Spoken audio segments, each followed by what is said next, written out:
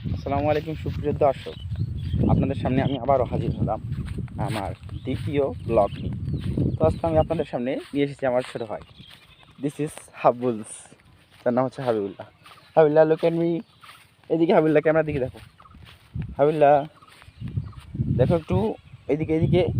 এই তো, this is my ছোটো ভাই, নিজের না, চাস্তো। তো আপনারা দেখতে পাচ্ছেন আমার চাস্তো ভাইটা কত কিউট না। হাবিবুল্লাহ কথা বলো, বলো একটু।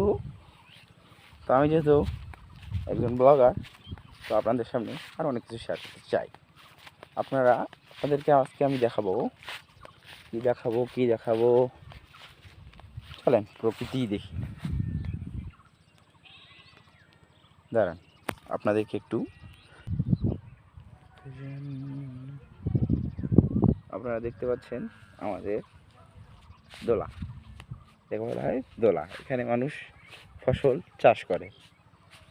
এখানে ধান, ভুট্টা, রসুন, পেঁয়াজ, পাট, আরও অনেক কিছু আবাদ করা হয়।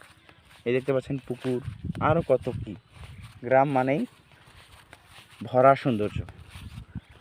এই গ্রাম অনেক সুন্দর। আমাদের গ্রামের নাম হচ্ছে হাসিমপুর।